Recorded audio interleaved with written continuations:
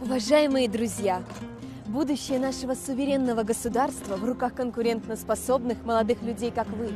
Полученное вами качественное образование и глубокое воспитание важно не только для вас, но и для процветания страны.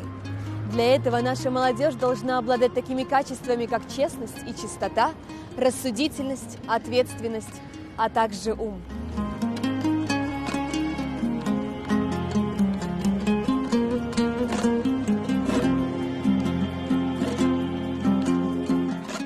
Поэтому очередной час добропорядочности мы посвящаем поучительной жизни и заповедям, мудрости и личным качествам Толеби, мыслителя, внесшего большой вклад в ораторское искусство казахского народа, укрепившего единство страны. Толеби родился в 1663 году на Жайляу-Жайсан Джамбулской области. Алибек, отец Толеби, был авторитетным бием в своем округе. Толе с детства, странствуя вместе с отцом, был пропитан мудростью казахской народной поэзии. Читал много исторических книг и легенд на арабском и персидском языках. В результате 15-летний Толе стал известен своими честными и справедливыми решениями при разрешении многих споров в обществе. Юный Толе обращался ко многим мудрецам и получил благословение от известных аксакалов и биев. Однажды он пришел к Анет-Бабе, мудромыслящим о единстве и солидарности страны. «Каким образом можно добиться единства? В чем его сила?» – спросил он. Тогда Анет-Баба дал Толе связку прутьев и велел разломать ее. После нескольких неудачных попыток Анет-Баба велел мальчику разломать каждый прут по отдельности. Толе, легко ломая каждый отдельный прутья, понял смысл притчи. Сила народа в единстве. Друзья, такие качества, как бдительность и порядочность, формируются в человеке с ранних лет. Толеби был духовным и политическим реформатором казахского общества XVIII века. Вместе с Казыбек и Айтекеби он избрал Таукихана, который объединил племена трех жузов, укрепив тем самым казахское ханство. Древний летописец Машхур Жусуп Купейулы писал: «Нет сильного батыра, чем Каракерей Кабанбай, нет лучшего бия, чем Толеби. Среди биев Толеби, среди ханов Есимхан достигли вершины славной власти». Наряду с международным авторитетом Толеби, его способность мудро разрешать конфликты внутри страны говорит о его добропорядочности, рассудительности и искренности. Он выступал за мир, считая, что ссоры ханов, султанов, беков и биев не будут способствовать независимости и свободе нации. В дошедших до нас легендах слова «где единство, там жизнь» доказывают, что он был сторонником укрепления единства нации.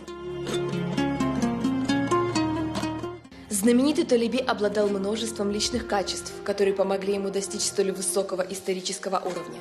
Основные из них – безупречная верность идеалам страны, справедливость во власти, правда во всем. Жизненный принцип Толеби – у справедливого судьи нет родственников, у несправедливого нет совести. Это высокая мера честности, добропорядочности и справедливости. Эти качества являются незаменимым примером для нынешнего молодого поколения. Жизнь Толеби может быть духовным началом как для молодежи, так и для взрослых.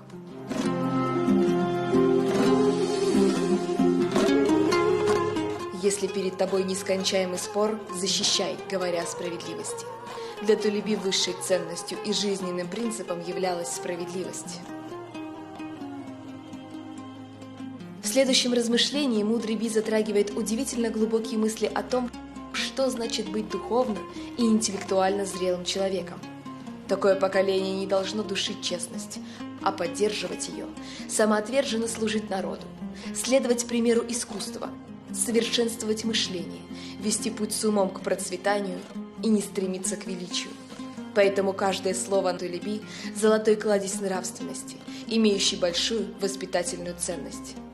Толеби призывает не забывать о стыде, избегать плохих качеств, быть трудолюбивым.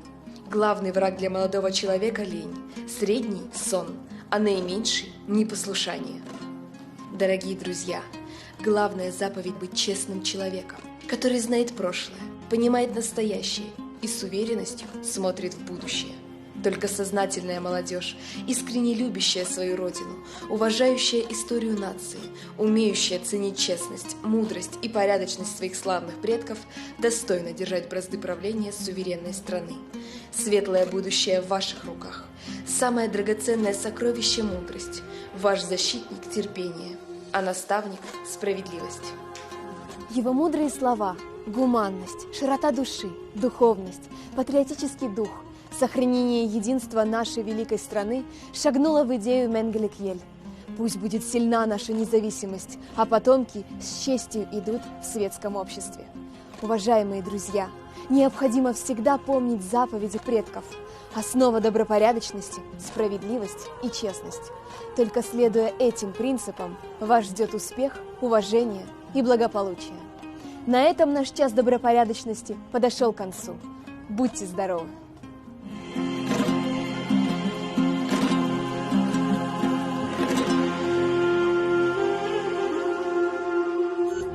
Thank you.